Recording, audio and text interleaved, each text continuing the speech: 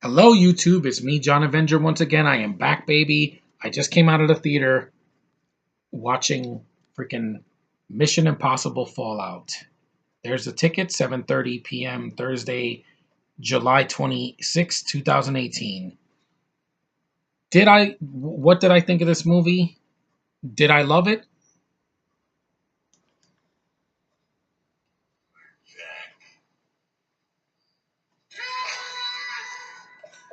You heard Robin Williams.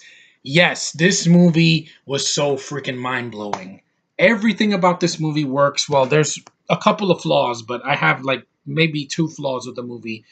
And this movie is one of the best films I've seen this year. It's easily the best of the franchise. I think it's a monumental sequel. See, Ryan Johnson, this is how you do a sequel.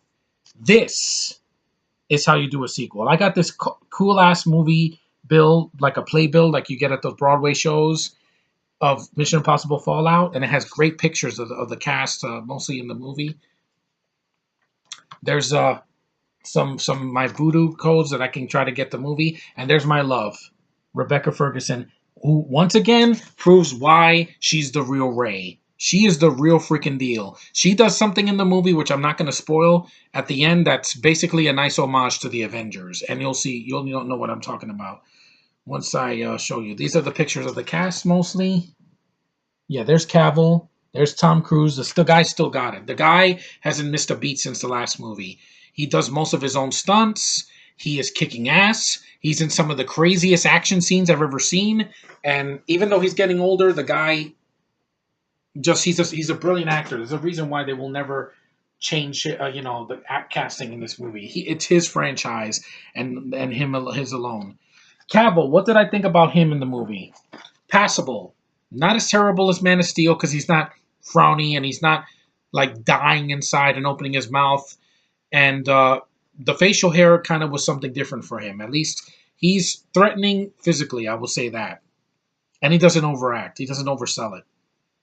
Sean Harris, he was the guy, Solomon Lane from the last movie, that talks like this. Yes, you can't stop it. That's his voice for the whole movie here, too. He's there. He's not as worthless as Zemo. Simon Pegg, it was good to see a nice, softer side of him. He wasn't just joking like in the other films. He does joke, but he's more serious here. And him and Ving Rhames, is good to see him back. Angela Bassett, she's not in the film that much. She kind of gets underused. My biggest issue with the cast is this chick. This was a disposable character. Freaking Vanessa Kirby that plays the White Widow. What, doesn't that sound like Black Widow? Yeah, I don't think so. This character was the worst thing in the movie. She is in 3 scenes in the film.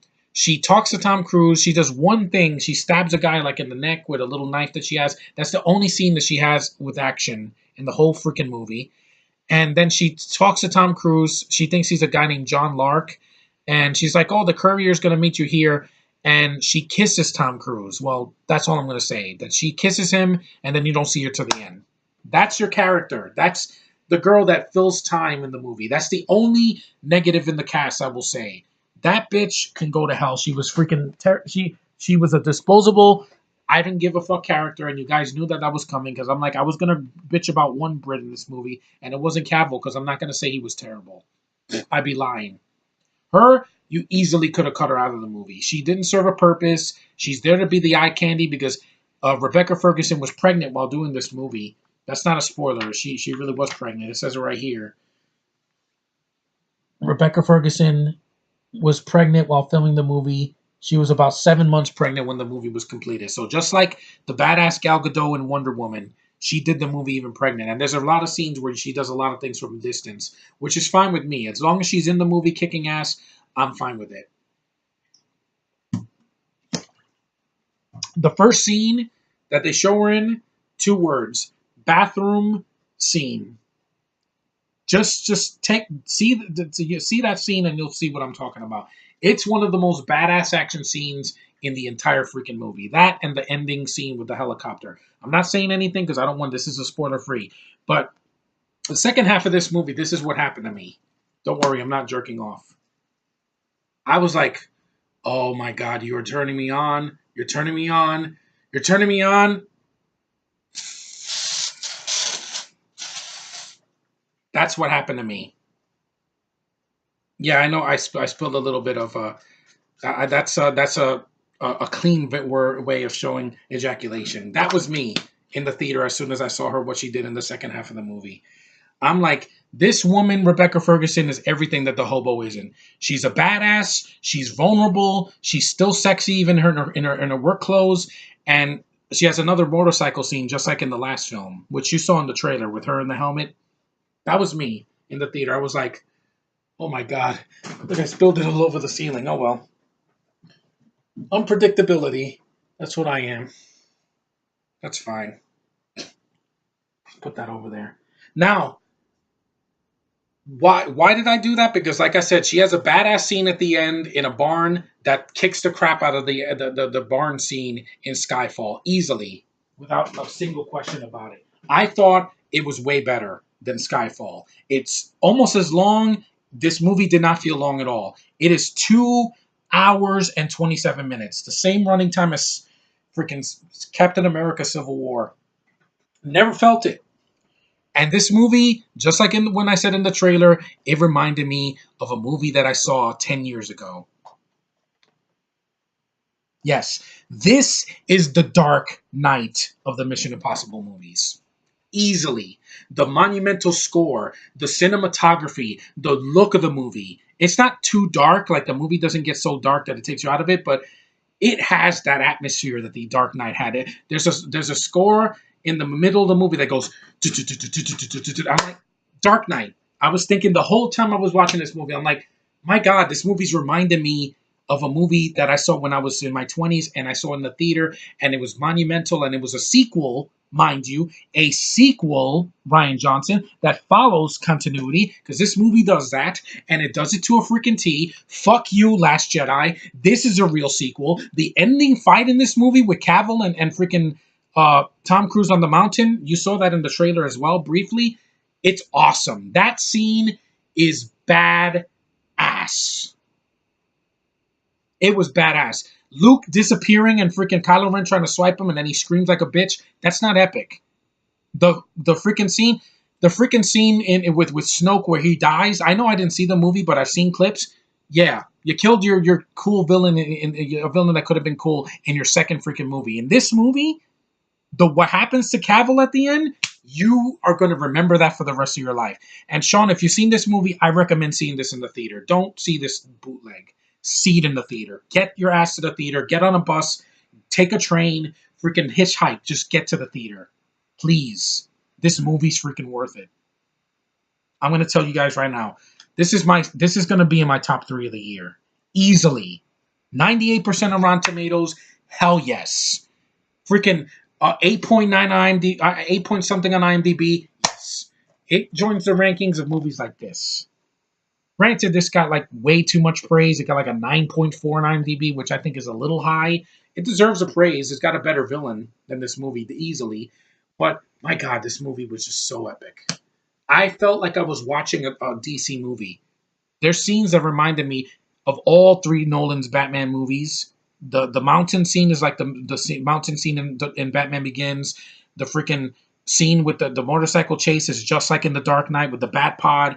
And there's a helicopter scene in this movie that rivals the scene in the opening of The Dark Knight Rises. I'm being dead serious, guys.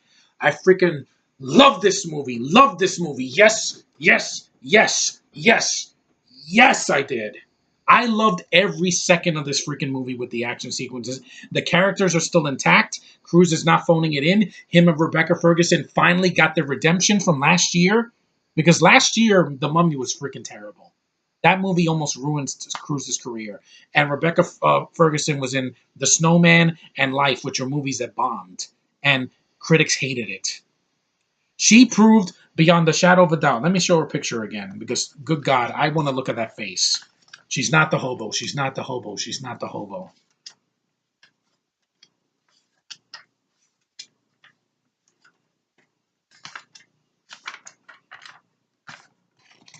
That is a face that is going to haunt your dreams, Daisy Ridley. That is the real Ray right there. That right there. No superpowers, a gorgeous woman, a woman in her 30s that's close to my age. It's not a little tweeny bopper. And has the same accent, except it's not killing me. I actually find it sexy, just like Gal Gadot's accent in Wonder Woman and Batman versus Superman and Justice League. And like I said, you saw what happened to me, jizzing all over the place. I wanted to do that. That's how in love with her. I'm like, you are still the badass that I remember from Rogue Nation. Let me see if I have it here.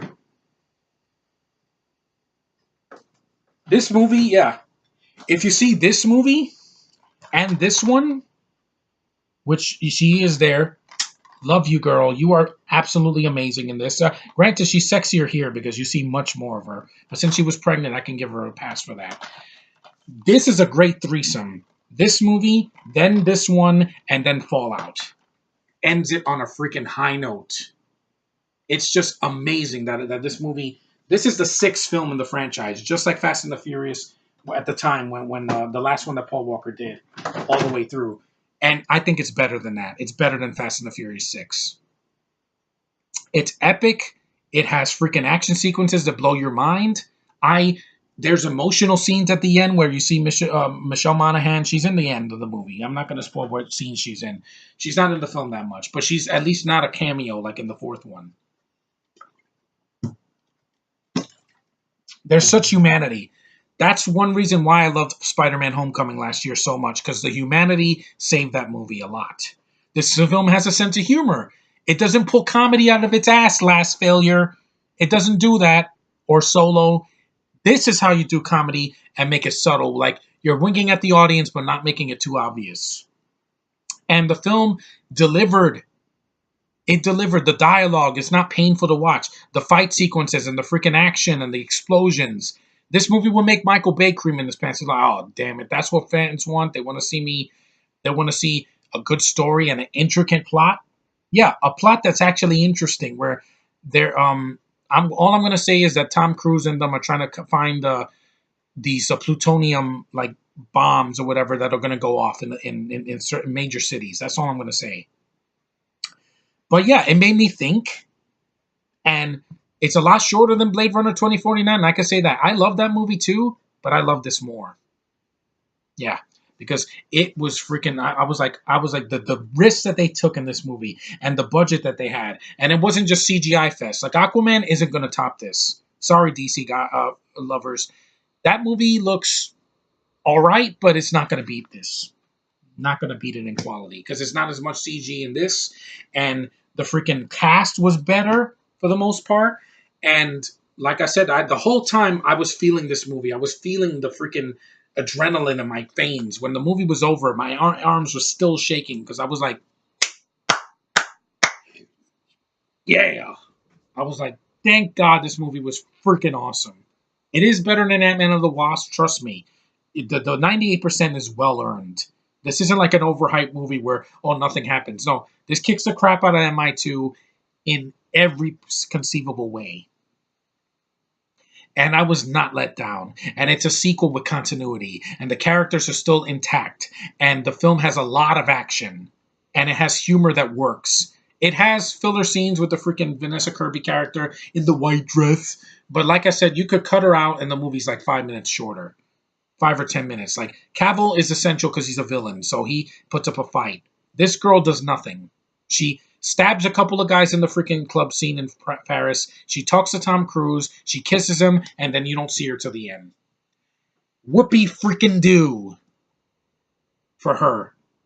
She's as pointless as you can get. And just like with the Ant-Man and the Wasp, it's another British actress that just does nothing for me. Here, Rebecca Ferguson was all I needed. I want to see the real Ray. I don't want to see some freaking Black Widow substitute with white instead of black and is boring to watch. She looked like Julianne Hough from Safe Haven and the Grease Live. You recognize her. She's a singer and an actress. She's beautiful, at least. Vanessa Kirby's just there. I'm not going to say, oh, fuck her. I hope she burns in hell. No. She is not Felicity Jones. Trust me. With blonde hair or with dark hair. She's not beaver teeth. She's just there. You're there. You should have been out of the movie. Her scenes are skippable. If you don't see her scenes in the movie, they don't carry much weight in the plot. She's just a device. That's it. But the rest of the cast did phenomenal. Alec Baldwin, he's always good to see in the movie. He's not in it that much, but he's in it. The one person, another flaw I had, I miss Jeremy Renner. I'm sorry. There was no reason for him to miss this movie. I know it's overstuffed. You could have taken Vanessa Kirby out, put Renner back in the movie. He could have done the same thing. He could have been using those knives on the people in Paris. Granted, it kind of wouldn't make sense, but it would have been a better, decision. But again, I do not blame Christopher McQuarrie. That guy's a freaking genius. He's the next Christopher Nolan. I'm going to say it right now. Him and Denis Villeneuve. These men have proven why they should direct movies. I love the way they keep the camera still. I can see the action. It's not freaking CGI galore where I don't know what's going on, or they have like CGI people doing the stuff instead of a real person. Cruise is actually doing most of the stunts in the film. It's not like Expendables 3 where they have a CGI parachute and CGI bullshit, CGI trains and helicopters and planes. That looks terrible. It looks like a bad video game. Here, they use real locations and real sets and real freaking cars and real motorcycles and helicopters for the most part. There is some CG, but it's not too much that I'm like, okay, this is Avatar. You're taking me out of the movie. Here, I thought that this was phenomenal. This is easily one of the best films of 2018. I had such a downer first half of the year that until I saw that, it didn't top this because this had the best crowd reaction. This was probably the second best crowd reaction I've seen this year. This is the best non-superhero movie of this year. Easily. And it's the best sequel after Avengers 3. Easily. There's nothing that's going to top it. Nothing. Even if I like Incredibles 2, I've heard some things that were not that great in it. Just a few things. And Aquaman, have no interest. I don't hate it. I'm just not interested. Nutcracker, the Four Realms. I'm interested because I love the story, but it's not going to top this. Wreck-It Ralph 2. It's probably going to be a lot of fun. I love the animation. I love the first one, but it's not going to top this. Fantastic Beasts: Crimes of Grindelwald. I'm interested in the movie. I like the first movie more than some of the Harry Potter sequels, and that's its own thing. That's not Harry Potter. I like it, but it's not going to top this. Nothing will. And Venom, kiss my ass. This movie is going to be way better than you. There's no way you're going to have humanity. We're not going to care about Eddie Brock. The CG looks weird. You're Venom. No. You're not intriguing me. This movie did it from the word go. Every frame of this movie, except for this bland vanilla face. I mean, look at that face. Nothing there. It's like, I hear her knocking, but she can't come in. Sorry. Nothing about her. I'll take this face any day. Because that's a beautiful face. That is a face that's in my dreams and not in my nightmares. That is a face that even when she was pregnant in the movie, still is one of the most gorgeous things. And she makes me forget about how bad Daisy Ridley is. She's taking your place now, DR. She's taking your place. There's a reason she's getting a lot more work than you, and she proved herself. And she's a Swede. She was born in Sweden. Yes, if anybody says, but she's a Brit, you're supposed to hate her, how dare you? She was born in Stockholm, Sweden. That's an advantage over these English crackers that can't act to save their lives. At least she can act. She has a very soothing voice. Gorgeous eyes, emotion on her face, unlike beaver teeth. And Vanessa Kirby, just like I said, you could have casted anybody else. Taylor Swift could have done that, and it would have been the same performance, except without the shitty British accent. It's like too proper. It's just too proper for me. It's not for me, guys. You've known that since I got on YouTube. That kind of no, does nothing for me. Doesn't turn me on. Ilsa Faust. Makes me almost jizz in the wall on the ceiling. And I'm not a gross guy. I wanted to do it in a way. Because in Happy Time Murders, they use this for the puppet jizz. This string. The green string. Because I would never jizz on camera. I don't want this video to get flagged. But yeah, Mission Impossible Fallout was amazing, man. I loved every second of it. It proves that I'm gonna name this Mission Impossible Fallout. Make movie sequels great again. It is easily one of the best sequels I've ever seen in the theater. It goes right up there with movies like Terminator 2 and Aliens and Return of the Jedi. You know, a real sequel that Episode 9 is not. Episode 9, you're not going to do a fucking thing better than this movie. There's nothing that you can do that this movie didn't already freaking prove in spades. This has, I don't know, real sets. It's got characters I care about for the most part, except for White Widow. And it has a good freaking plot that's intricate and it makes me think. And I'm like, it's not rehashing the other movies. And it's not shitting on the first 5 movies in the franchise either. I'm sorry about that. That's what a real sequel's supposed to do. Continue the story, go in a new direction, do some stuff we've seen before, but do it in a better way. Not, oh, we're going to rehash this, and there's a scene in the snow, just like Empire Strikes Back, except it's at the end, and it's on a mountain, and they're not riding in freaking spaceships. This movie just, it kicked so much ass. I'm glad I saw it in the theater.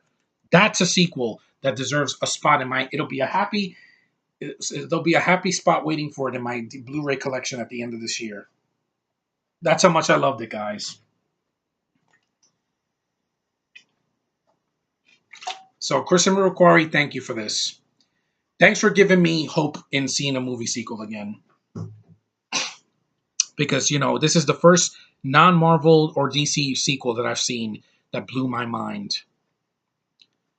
And it proves that, yeah, when you have characters you care about and a story that's interesting and action that flows well like a river, you get remarkable results like this. I hope this movie makes a shit ton of money. I loved it. It's in my top 3 of this year. It was like this. The Dark Knight. It reminded me of that a lot. I was like, wow. All you got to do is give Tom Cruise a Batman costume and there you go. The Dark Knight. And it's much shorter and it has more action. That's more of a crime drama. And it works. But it just has some pacing issues. Here, the only scenes that are padded out are with Vanessa Kirby. That's it. She's the only character that's kind of useless. Everybody else is at least doing something intricate to the plot. Also, Wes Bentley's in the movie in kind of a cameo. He's in 2 scenes.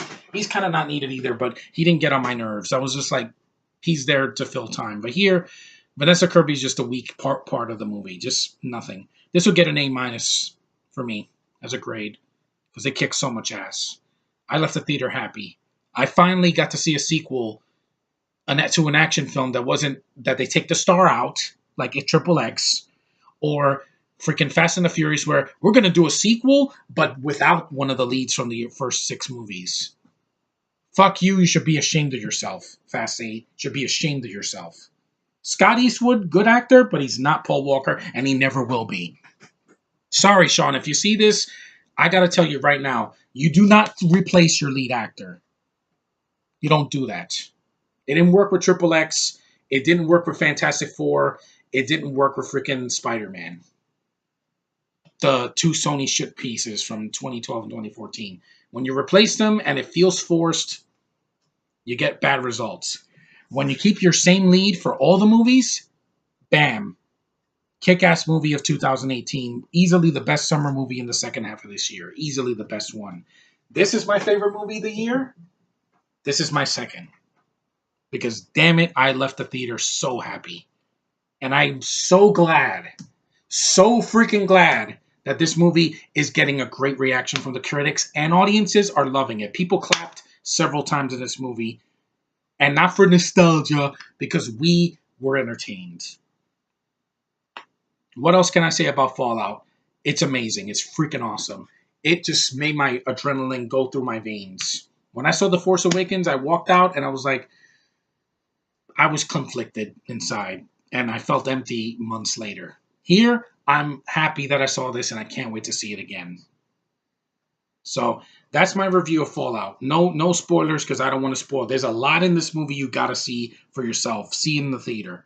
I recommend it. See it in IMAX. See it in RPX. See it just whatever, 3D, whatever. See it. I urge you because it's freaking worth your time. And there's been a summer of ups and downs. We had shitty sequels like Jurassic World, Fallen Kingdom, but this kicks the crap out of that freaking movie because it does something different. And it has one of the best endings I've ever seen. Action set piece wise. It just is, it's an ending you're going to remember for years to come. Thank you, Christopher McQuarrie. Fuck you, Ryan Johnson and Kathleen Kennedy. You don't have half of the talent that these people did. And yes, I know Abrams produced this, okay? Sean, you don't have to leave in the comments that he did this. He's done this since the third movie. But he's not the problem. He does not have any power over this franchise anymore. This is McQuarrie's franchise now because he's done 2 of them. He's the only director to do 2 of them. Yeah. Brad Bird did 1. Abrams did 1. John Woo did 1. Brian De Palma did 1. He's done 2, and they're 2 of the best movies in this decade. So, thanks for watching, guys. Take care. Go see Fallout. I urge you. It kicks ass at the box office, and it kicks ass in the movie theater. Later.